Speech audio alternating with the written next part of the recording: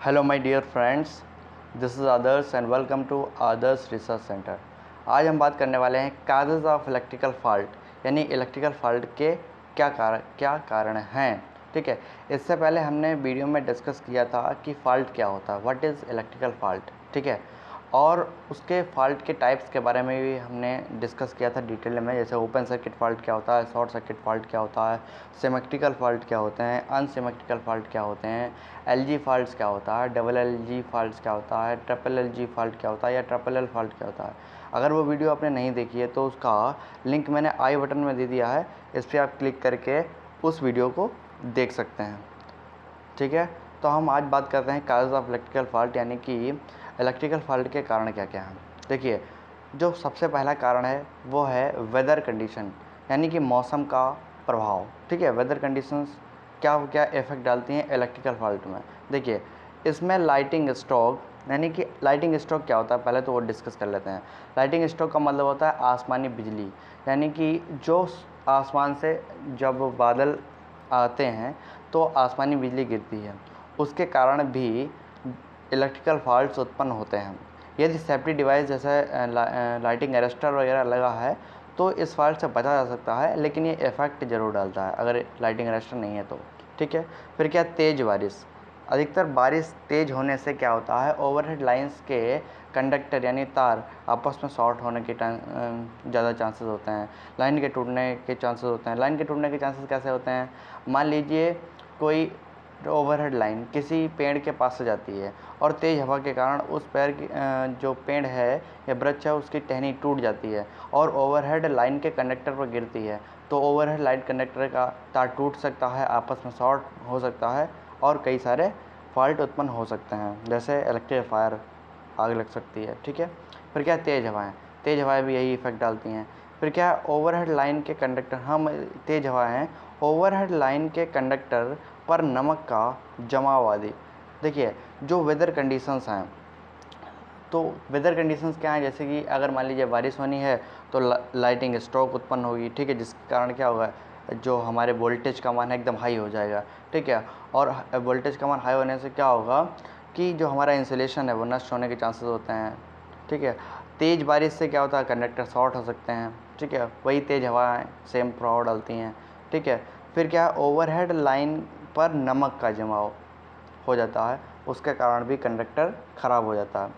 ठीक है, पर्यावरणीय स्थिति सप्लाई को बाधित करती है। आदि पर्यावरणीय स्थिति सप्लाई को बाधित करती है, यानी कि वेदर कंडीशंस प्रभावित करती हैं। ये वेदर कंडीशंस हैं जो इलेक्ट्रिकल फॉल्ट को प्रभावित करती हैं। अगला जो पॉइंट है वो क्या है, सेकंड पॉइंट है इक्विपमेंट फेलियर। ठीक है, फेलियर्स कह सकते हैं और फेलियर भी कह सकते हैं, कोई दिक्कत नहीं। इक्विपमेंट फेलियर्स का मतलब ये है कि जो पावर सिस्टम में या इलेक्ट्रिकल सिस्टम में जो इक्विपमेंट्स लगे हैं, जैसे कि आइसोलेटर है, ठीक है, फ्यूजेस हैं, सर्किट ब्रेकर है, स्विच गियर है, जितना पूरा स्विच गियर सिस्टम है। देखिए, ये स्विच गियर एंड प्रोटेक्शन जो सब्जेक्ट है ना, ये बहुत इंटरेस्टेड सब्जेक्ट है, इसको पढ़ेंगे अभी आगे। इसमें सर्किट ब्रेकर आएगा और ब्रुकाज रिले वगैरह कई सारे टॉपिक्स हैं, इंटरेस्टेड टॉपिक हैं। आइसोलेटर है, बसवार है, तो यही सब देखिए, बसवार हो गया, मोटर जनरेटर, ये सब होते हैं ना, इनकी खराबी का कारण भी इलेक्ट्रिकल फॉल्ट उत्पन्न होता है। ठीक है, अब इसमें देखते हैं इक्विपमेंट फेलियर्स में क्या क्या होता है। विभिन्न इलेक्ट्रिकल इक्विपमेंट जैसे फ्यूज़, सर्किट ब्रेकर, मोटर। देखिए, फ्यूज़ क्या होता है, ये भी क्या करता है, लाइन को कट करने का कार्य करता है। ठीक है, जैसे ही एक निश्चित लिमिट से करंट ऊपर होगा तुरंत ही फ्यूज़ उड़ जाएगा और सप्लाई से लोड को डिस्कनेक्ट कर देगा। सर्किट ब्रेकर भी सेम सिद्धांत पर कार्य करता है। ठीक है, लेकिन फ्यूज़ का उपयोग कम करंट तक करते हैं, लेकिन सर्किट ब्रेकर का प्रयोग क्या करते हैं, अति उच्च करंट तक भी कर सकते हैं। फिर मोटर फेल हो जाए, शॉर्ट सर्किट हो जाए, उसके अंदर जनरेटर है, उसका ट्रांसफार्मर, टी का मतलब ट्रांसफार्मर, आप पूरा ट्रांसफार्मर लिखें। ठीक है, रिएक्टर क्या होता है, रिएक्टर पे विशेष रूप से ध्यान देते हैं। रिएक्टर बहुत ही इंटरेस्टेड टॉपिक है। और रिएक्टर होता क्या है एक्चुअली मैं बता दूं, ओवरव्यू, आगे इसको डिटेल में बताएंगे। ठीक है, और ये सिलेबस में भी है। रिएक्टर ये होता है कि जो बसवार होती है, बसवार क्या होती है, एक पतली स्ट्रिप होती है कॉपर की।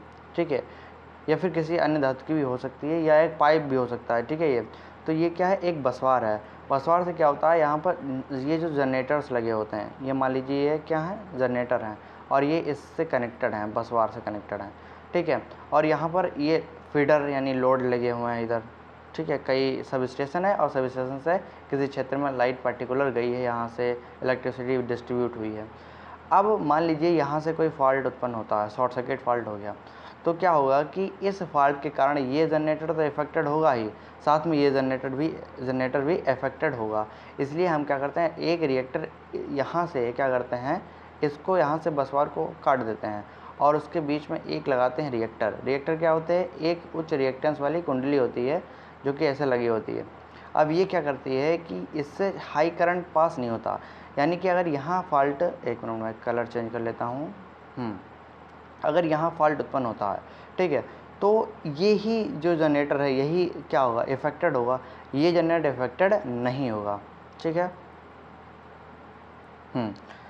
रिएक्टर और फिर कई प्रकार हैं रिएक्टर के लगाने के, एक इस तरीके से भी रिएक्टर लगता है, वो आगे डिटेल में पढ़ेंगे। फिलहाल आप ऐसे समझ लीजिए कि इसी से समझ लीजिए कि यहाँ लगने से क्या होता है कि इसमें अगर इस लाइन में यहाँ से फॉल्ट होता है तो ये जनरेटर इफेक्टेड होता है, ये जनरेटर अप्रभावी रहता है, सुचारू रूप से चलता रहता है, ये फीडर चलता रहता है। और अगर इसमें फॉल्ट उत्पन्न होता है तो ये इफेक्टेड होता है, ये सुचारू रूप से चलता रहता है। तो ये ऐसी कंडीशंस आती हैं, ठीक है। मैं सारा इरेज कर देता हूँ, हटा देते हैं, ठीक है। ये इक्विपमेंट फेलियर होता है। अब इक्विपमेंट फेलियर के अंदर ये रिएक्टर मैंने बताया आपको अभी। अब रिएक्टर के बाद हम बात करने वाले हैं स्विचिंग डिवाइसेस, ठीक है। स्विचिंग डिवाइसेस का मतलब है जो ऑन और ऑफ करने का कार्य करती हैं, स्विचिंग डिवाइसेस कहलाती हैं, ठीक है। आदि के खराब अर्थात फेलियर के कारण फॉल्ट उत्पन्न होते हैं या फेल हो जाने के कारण फॉल्ट जो हैं उत्पन्न होते हैं।